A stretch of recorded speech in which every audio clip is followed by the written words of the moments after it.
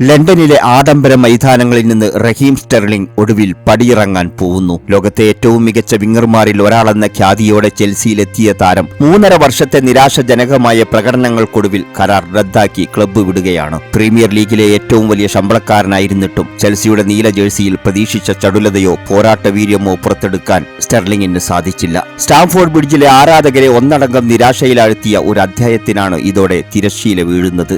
Manchester സിറ്റിയിൽ കിരീടങ്ങൾ വാരിക്കൂട്ടിയ സ്റ്റെർലിംഗിന് 50 ദശലക്ഷം പൗണ്ട് എന്ന വൻ തുകയ്ക്കാണ് 2022 ചെൽസി സ്വന്തമാക്കിയത്. ആഴ്ചയിൽ 3 ലക്ഷം പൗണ്ടിലധികം പോക്കറ്റിലാക്കുമ്പോഴും കളിക്കളത്തിൽ അദ്ദേഹം ഒരു നിഴൽ മാത്രമായി ഒതുങ്ങി. 81 മത്സരങ്ങളിൽ നിന്ന് കേവലം 19 ഗോളുകൾ മാത്രമാണ് ഈ ഇംഗ്ലീഷ് താരത്തിന് നേടാൻ കഴിഞ്ഞത്. ചെൽസി നടത്തിയ വമ്പൻ നിക്ഷേപത്തിന് തത്തുല്യമായ ഒരു പ്രകടനം പോലും സ്റ്റെർലിംഗിന്റെ ഭാഗത്തു നിന്നുണ്ടായില്ല എന്നത് ഒരു നഗ്ന സത്യമായി അവശേഷിക്കുന്നുണ്ട്. ഈ സീസണിൽ പരിശീലകൻ എൻസോ മരസ്കയുടെ പദ്ധതികളിൽ നിന്ന് പൂർണ്ണമായും പുറത്തായതോടെ സ്റ്റെർലിംഗിന്റെ അവസ്ഥ പരിതാപകരമായി. ടീമിനൊപ്പം പരിശീലനം നടത്താൻ പോലും അനുവാദമില്ലാതെ ഒരു സീനിയർ താരത്തിന് ഒട്ടും യോജിക്കാത്ത രീതിയിൽ തെനിച്ച് പരിശീലനം നടത്തേണ്ടി വന്നത് താരത്തിന്റെ കരിയറിലെ കറുത്ത പാടായി മാറി. ലിയാം റോസ്നിയുടെ കീഴിലും അവസരങ്ങൾ നിഷേധിക്കപ്പെട്ടതോടെ ക്ലബിൽ തുടരുന്നത് അപമാനകരമാണെന്ന് തിരിച്ചറിഞ്ഞ താരം കരാറിൽ 18 മാസങ്ങൾ ബാക്കി നിൽക്കെയാണ് ഉഭയസമ്മതപ്രകാരം പടിയിറങ്ങാൻ തീരുമാനിച്ചത്. വൻ പ്രതീക്ഷകളുടെ വന്ന സൂപ്പർ താരം എങ്ങനെ ഒരു ക്ലബിന്റെ ബാധ്യതയായി മാറുന്നു എന്നതിന്റെ ഉത്തമ ഉദാഹരണമാണ് സ്റ്റെർലിംഗിന്റെ ചെൽസി കാലഘട്ടം. വമ്പൻ ശമ്പളവും മോശം പ്രകടനവും ഒത്തുചേർന്നപ്പോൾ ചെൽസിയുടെ ചരിത്രത്തിലെ തന്നെ ഏറ്റവും വലിയ പരാജയപ്പെട്ട സൈനിങ്ങുകളിൽ ഒന്നായി ഇത് മാറുകയും ചെയ്തു.